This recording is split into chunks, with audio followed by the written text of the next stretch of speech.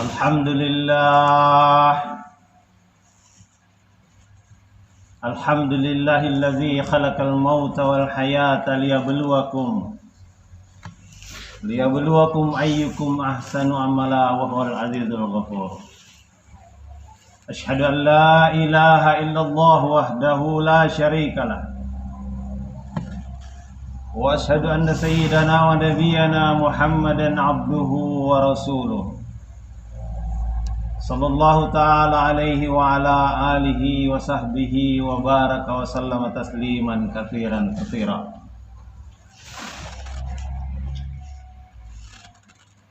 Amma ba'd, ya ibadallah, ittaqullaha haqqa tuqatih wa la tamutunna illa wa antum muslimun. Qala Nabi sallallahu alaihi wasallam, man ahya sunnati faqad ahabbani wa man ahabbani kana ma'i fil jannah. Atau kama qala alaihi salatu wassalam. Sidang Jumat Masjid Al-Amanah yang dirahmati Allah Subhanahu wa taala. Khatib mengajak mari kita senantiasa meningkatkan takwa kita kepada Allah Subhanahu wa taala. Dan mari senantiasa memperbaiki kehidupan kita mengikuti kehidupan yang mulia baginda Rasulullah sallallahu alaihi wasallam. Karena inilah jalan keselamatan. Selamat di dunia, selamat di alam kubur, selamat di alam mahsyar, selamat melewati jembatan sirat, sampai selamat masuk ke dalam surganya Allah Subhanahu wa taala. Hadirin yang mulia, perkara yang terbesar yang diwajibkan Allah Subhanahu wa taala ke atas umat ini sesudah dakwah adalah perkara sholat. Dengan amalan sholat ini, maka Allah Subhanahu wa taala akan selesaikan seluruh persoalan-persoalan manusia. Dengan amalan sholat ini, maka Allah taala selesaikan seluruh keperluan-keperluan manusia. Dulu sebelum sahabat radhiyallahu anhum kenal dengan amal sholat, kehidupan mereka penuh dengan kejahilan. Tidak kenal perintah Allah, tidak kenal hak antar sesama, tidak kenal hak atasan maupun bawahan, hak suami maupun istri, hak anak maupun orang tua. Tidak kenal, jahil. Kehidupan mereka penuh dengan permusuhan, saling memerangi dan membunuh satu sama lain, dan miskin, sengsara, menderita. Kemudian Allah Ta'ala turunkan yang mulia baginda SAW untuk memulai usaha dakwah. Dan di tahun ke-13 lebih kurang turunlah perintah sholat. Dengan amal dakwah yang dibuat oleh Rasulullah SAW, maka kehidupan mulai berubah. Yang tadinya jahil berubah, mereka menjadi alim, kenal kepada Allah, kenal perintah Allah. Yang tadinya musuhan sudah berubah menjadi berkasih sayang. Yang tadinya berperang berubah menjadi damai. Yang tadinya miskin, maka Allah selesaikan kemiskinan mereka dengan alat yang bernama sholat. Hadirin yang mulia, hari ini banyak orang tidak bisa menghubungkan antara sholat dengan kemiskinan. Banyak yang tidak bisa menghubungkan antara sholat dengan rizki. bahkan pakar-pakar ekonomi, profesor ekonomi, doktor ekonomi, tidak bisa menghubungkan antara sholat dengan ekonomi. Padahal hadirin yang mulia, Allah Subhanahu wa Ta'ala menciptakan 7 lapis langit dan bumi ini, yang menciptakan gunung dan lautan, yang menciptakan pepohonan dan hewan-hewan, menciptakan seluruh penghuninya ini, telah memberitahu alamat rizki itu di mana. Wa fis samai rizqukum wa ma tu'adun. Kata Allah Subhanahu wa Ta'ala, aku meletakkan rizki untuk kamu itu di langit. Jadi ekonomi itu diletakkan Allah di langit. Rizki itu diletakkan Allah di langit. Hari ini kita letih. Kenapa kita letih? Kenapa kita capek? Karena rizki itu diletakkan di langit, tapi kita sibuk mencarinya di bumi. Barang itu ditaruh di atas, tapi kita sibuk mencarinya di bawah. Wa fis samai rizqukum. Di langit aku letakkan rizki kamu.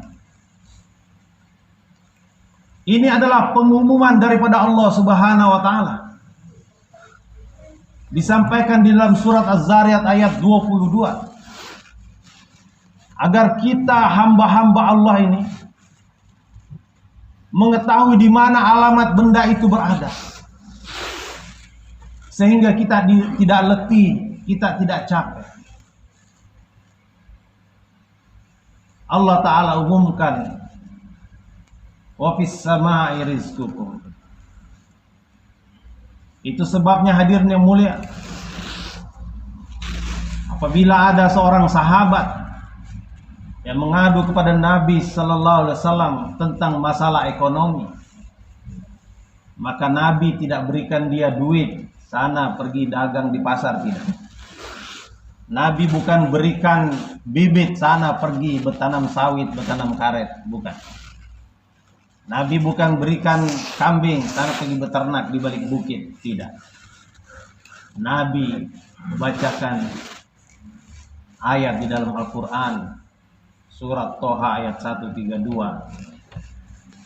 Wa'mur ahlaka bis sholat. Perintahkan keluargamu sholat. Mungkin dia sudah sholat, bagaimana dengan istrinya? Mungkin istri sudah sholat, bagaimana dengan anaknya? Mungkin anak sudah sholat, bagaimana dengan mantu? Bagaimana dengan cucu? Wa'mur ahlaka bis sholat. Orang ini datang mengadu kepada Nabi masalah ekonomi. Nabi perintahkan sholat. Begitu berharganya sholat ini, hadirnya mulia, yang dipahami oleh para sahabat radhiyallahu anhum. Sehingga apabila mereka ini terlambat saja melaksanakan sholat berjamaah, mereka begitu sedih, mereka begitu berduka cita. Sehingga seorang ulama di Baghdad, dia mengatakan bahwa ketika putraku meninggal dunia, maka ada 25.000 orang datang bertakziah kepadaku, mengucapkan duka cita kepadaku. Tapi ketika aku ketinggalan sholat berjamaah, aku sedih, aku menangis. Tidak ada satu orang pun yang datang mengucapkan takziah berduka cita kepadaku. Orang dahulu ketinggalan sholat berjamaah, mereka sedih.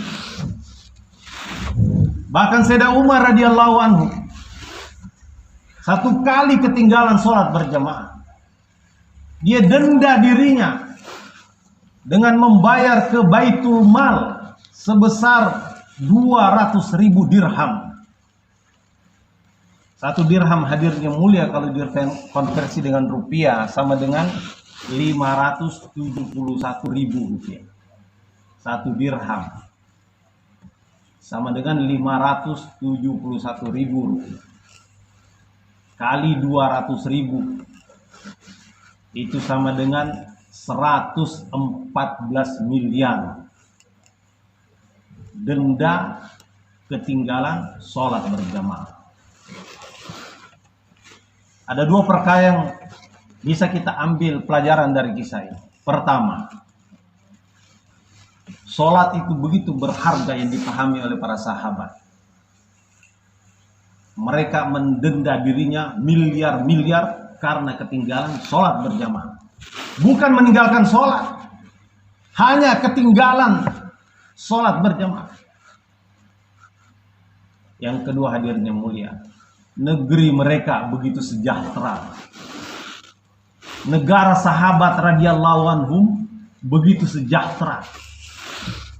Sesudah melewati masa-masa jahiliyah tadi, masa-masa permusuhan tadi, masa-masa peperangan tadi, masa-masa kemiskinan tadi, kemudian mereka mulai amal dakwah, mereka mulai amal taklim, mulai mereka zikir ibadah, mereka mulai khidmat, mereka melaksanakan perintah Allah dengan taat, mereka laksanakan sholat 5 waktu berjamaah. Tidak ada satupun lelaki balik yang berani meninggalkan sholat berjamaah. Di masa Rasulullah, Rasulullah ngancam orang yang tidak berjamaah di masjid akan dibakar rumah-rumah mereka. Di zaman Abu Bakar dikejar mereka sampai menyeberangi sungai Dajjal. Di zaman Sayyidina Umar sendiri mendatangi satu orang yang tidak sholat berjamaah. Ada satu orang rakyat yang tidak datang sholat subuh berjamaah. Sayyidina Umar radhiyallahu anhu mendatanginya. Siapakah Sayyidina Umar itu? Sayyidina Umar ini bukan hanya imam masjid, bukan hanya ketua DKM, bukan hanya ketua yayasan. Sayyidina Umar ini adalah Amirul Mukminin, presiden, bukan presiden satu negara, presiden seluruh negara-negara taklukan Islam. Jadi presiden dari puluhan ratusan negara itu adalah Umar bin Khattab. Presiden mau mendatangi satu warga yang tidak sholat berjamaah di masjid. Kita doakan presiden kita mendatangi warga yang tidak ke masjid.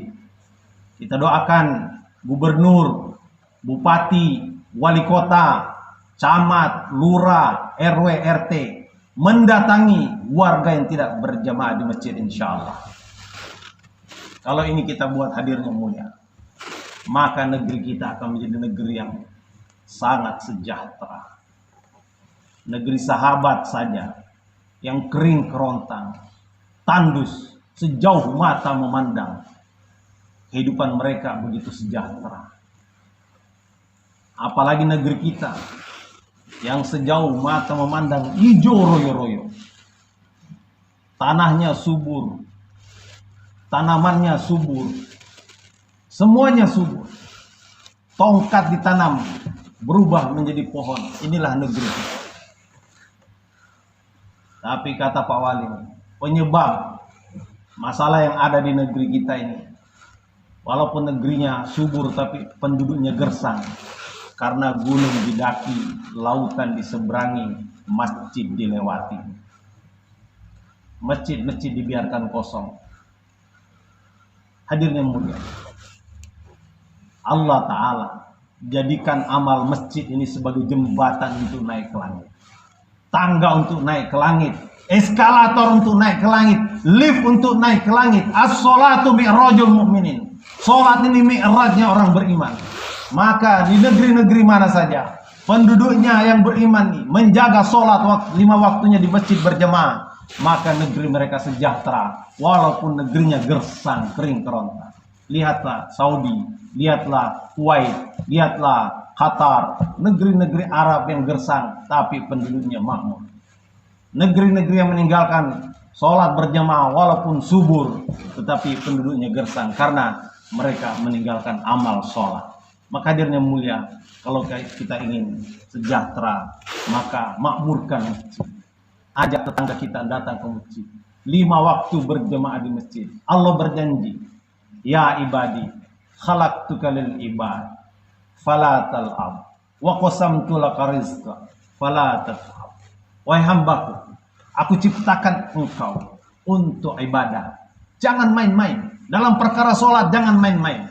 Wa qasamtu laka rizqa fala tathab. Aku yang jamin rizki kamu. Jangan kamu capek-capek. Untuk urusan rizki sebenarnya Allah Ta'ala melarang kita bercapek-capek. Karena Allah Ta'ala telah menjamin. Tapi hari ini terbalik. Untuk ibadah kita main-main. Untuk urusan rizki kita bercapek-capek. Sehingga membuat Allah Subhanahu wa Ta'ala tersinggung. Karena Allah tersinggung maka diserahkan. Silahkan cari rizki. Kita menjadi letih. Hadirin yang mulia. Semoga Allah Ta'ala berikan kepahaman atas perkara ini kepada kita.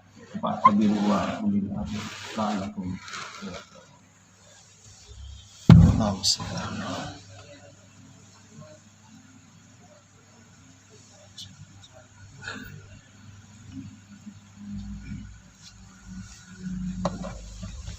Alhamdulillah. Alhamdulillah nahmaduhu wa nasta'inuhu wa nastaghfiruhu wa nu'minu bihi wa natawakkalu alayhi wa na'udzu billahi min shururi anfusina wa min sayyiati a'malina may yahdihillahu fala mudilla lahu wa may yudlilhu fala hadiyalah. Asyhadu an la ilaha illallah wahdahu la syarika lah. Asyhadu anna sayyidana wa nabiyyana Muhammadan abduhu wa rasuluh. Sallallahu ta'ala alaihi wa ala alihi wa sahbihi wa sallama tasliman katsiran katsira. Wa ya ibadallah, usikum nafsi bitaqwallah. Ittaqullaha la'allakum turhamun. Ma'asyiral muslimin, jemaah Jumat yang rahmati Allah Subhanahu wa Ta'ala. Mari kita senantiasa meningkatkan iman dan takwa kita kepada Allah Subhanahu wa Ta'ala. Setiap saat umur kita bukan bertambah tetapi berkurang. Hari ini kita berjalan di permukaan bumi, tidak lama lagi kita akan dipendam di bawah permukaan bumi. Kita persiapkan bekal akhirat kita. Bekal akhirat adalah iman dan takwa. Semoga Allah Ta'ala berikan kekuatan kepada kita untuk senantiasa menjaga sholat 5 waktu kita berjamaah di masjid dan menjaga seluruh perintah-perintah Allah Subhanahu wa Ta'ala.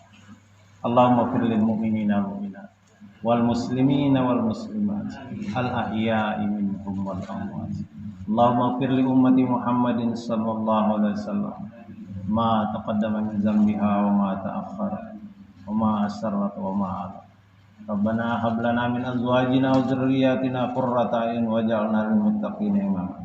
Rabbana atina fid dunya hasanah wa fil akhirati hasanah wa qina adzabannar. Subhana rabbika rabbil izzati amma yasifun wa salamun alal mursalin. Ibadallah, innallaha ya'muru bil 'adli wa ita'i dzil qurba wa yanha 'anil fahsya'i wal munkari wal baghi ya'idukum la'allakum tadhakkarun. Wa dzikrullahi akbaris.